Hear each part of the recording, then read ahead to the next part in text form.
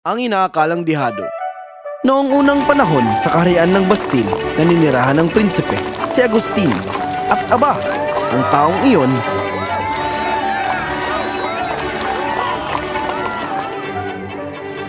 Mabuhay, Prinsipe Agustin! Mabuhay, Prinsipe Agustin! Mabuhay, Prinsipe Agustin! Mabuhay, Prinsipe Agustin! Mabuhay, Prinsipe Agustin! Mga Ginoo, mga commander, mga sundalo, hindi natin mapapanalo ang digmaang ito kung wala ang inyong tapang at talino. Anong tapang, kamahalan? Sa pag-atake ninyo sa imbakan ng sandata ng kalaban, nagwagi tayo nang hindi man lang gumagamit ng sandata. Ang iyong talino ay maitatala sa kasaysayan. Huwag ninyong kalimutan na kahit ang mga sundalo ng kaaway ay may karapatan na ipaglaban ang kanilang bayan. Ang kanilang buhay ay kasing halaga ng sa atin. Mabuhay, Prinsipe Agustin! Mabuhay, Prinsipe Agustin! at upang ipagkaloob ang sinturon ng tagumpay sa lahat ng ating mga commander. Alex, sige na. Opo, Ginoo. Ano pang ginagawa mo? Sige na. Ha! Ayos lang, Ama. Umiiyak ka ba talaga? Pasensya na po. Sobrang saya ko lang po na nanalo tayo. Ang lamya mo talaga. Hindi ko na sana... kamahalan. Dahan-dahan lang sa kanya, Rivor. Opo, kamahalan. Alex, dalhin mo ang balabal na ito sa prinsipe. Huwag kang magiging malamya. Bakit mo ipinadala ang malamyang lalaki sa prinsipe? Iniling ng prinsipe na huwag ko siyang tanggalin sa tungkulin. Ang balabal ninyo, kamahalan, paumanhin, ang balabal po ninyo. Kalma ka lang. Tawagin mo na lang akong prinsipe. Salamat. Alam mo ba kung anong nangyayari sa palasyo ngayong araw? May mga taong darating mula sa ibang mga kaharian. Oo, upang parangalan si Ama dahil opisyal na tayong pinakamalaking kaharian sa kontinente. Alam ko po. Aling sapatos ang isusuot ko rito? Ang itim ba o ang ginintuan? Ang prinsipe po ay dapat magsuot ng ginintuan. Pero mas maganda ang itim, sa tingin mo. Pero suot po ninyo ang ginintuang para sa ulo. Ibig sabihin iniisip mo ang buong kasuotan. Oo nga, mas babagay ang ginintuang sapatos. Salamat.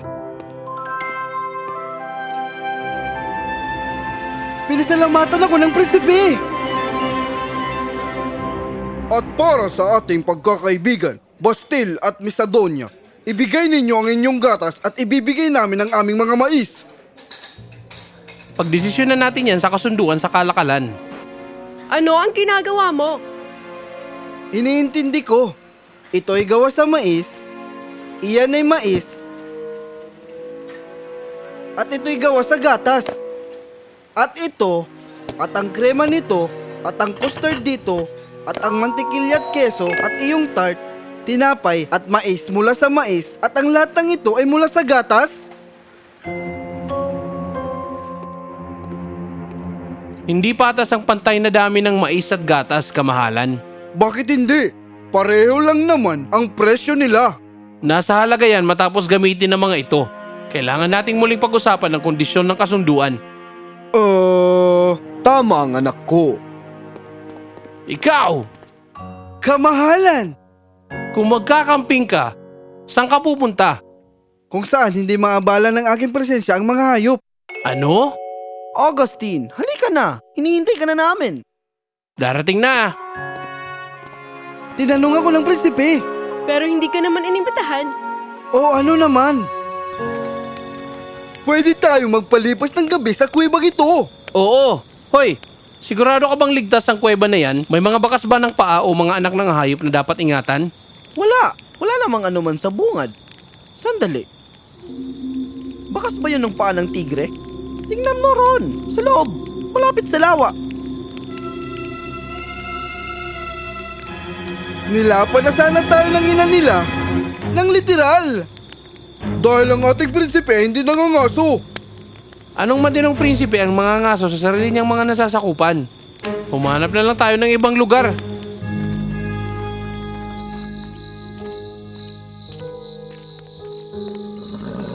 Ano ang problema? Isa sa mga kabayo. Mukhang malubha ang sakit niya. Anong gagawin ko? Bantayan mo ang hayop habang tinatawag kong doktor. Maayos na siya ngayon. Tinawag mo ako sa tamang oras. Alex! Alex! Dali mong karitong ito sa silid ng hari. Ngayon na. Opo, Ginoo! Opo, Ginoo! Ano ito? Paano ka naglakas ng loob na pumasok sa aking silid ng ganyan? Paumanhin! Kamahalan, pasensya na po. Alex, tanggal ka na. Pero sinabi ng prinsipe na ayaw niyang matanggal ako. Pero ngayon, naiinis ang hari sa'yo. Ales! Pasensya na. Nandito ang prinsipe. Kapag sinabi mo sa kanya, sisiguraduhin niyang hindi ako matatanggal. Kilala niya ako. Sabi niya, tawagin ko lang siyang prinsipe.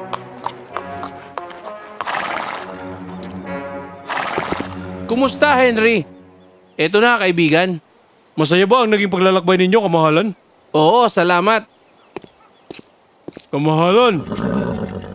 Tinulungan po ako ni Alex na alagaan ng isang kabayong nagkasakit ng malubha.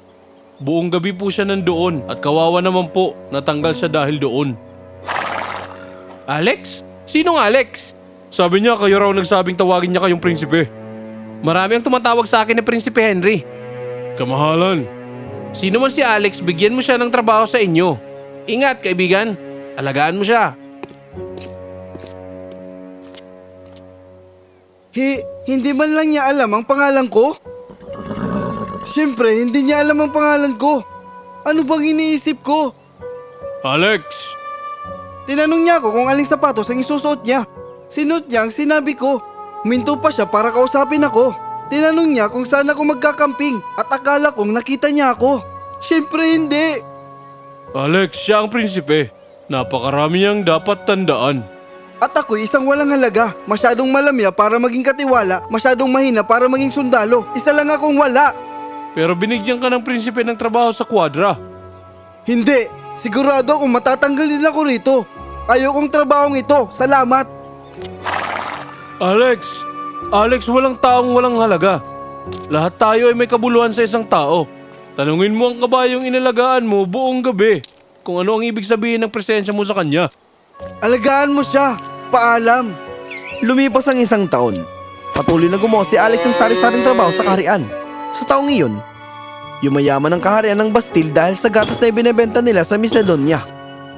At hindi lang gatas, gumagawa rin ng Bastille ng mga krema, puding at mantikilya at ibinebenta ang mga ito sa iba pang mga kaharian. Nagpasya ang mga tao ng Bastille na ipagdiwang ang kanilang kasaganaan. Hoy, ikaw! Kailangan pa namin ng tulong dito sa entablado. Halika rito! Anong nangyayari? Bakit tayo gumagawa nito? Hindi mo ba alam? Darating dito ang hari at ang prinsipe para ipagdiwang ang kayamanan na kamit natin ngayong taon. Kailangan ko lang umalis. Para kang galit sa hari at sa prinsipe kung umasta. Bahala na. Aalis na ako. Hoy, ikaw! Huwag kang mangas na iwan ng trabaho nang hindi tapos. Walang aalis sa lugar nito hanggat hindi tapos ang pagdiriwang. Maliwanag ba? Mga mamamayan ng ating kaharian, ang inyong pagsusumikap ang nagdala sa atin upang maging marahil ang pinakamayamang kaharian sa kontinente. Ang inyong trabaho at ang katalinuhan ng inyong prinsipe. Halika anak, nais ka ng mamamayang makausap. Ang ideyang pahalaga ng napakalaki nating produksyon ng gatas, hindi lang bilang gatas, kundi bilang mantikilya, krema, custard at mga panghimagas ay nakita ko isang gabi nung dumaan ako sa kusina. Nakita ko ang isang mesa na puno ng lahat ng iyon, samantalang dalawa lamang ang gawa sa mais. Ang butil ng mais at tinapay. Ipinakita nito sa akin kung anong maaaring gawin sa gatas at ipinakita rin nito sa akin ang isang mas mahalagang bagay. Hindi kung sino tayo ang may halaga, kundi kung ano ang pinipili nating gawin sa ating sarili ang tunay na mahalaga. At ipinakita ninyo sa mundo ang matagumpay at progresibong mga taong pinili ninyong maging. Mabuhay ang Prinsipe Agustin! Mabuhay ang Prinsipe Agustin! Alex! Ako iyon sa kusina. Hindi niya ako nakita. Pero nakita niya ang ipinakita mo sa kanya. Ang lahat ng kayamanang ito ay ikaw, Alex. Mahalaga ka. Mapansin man ito hindi ng mga taong nasa paligid mo. Ako'y mahalaga?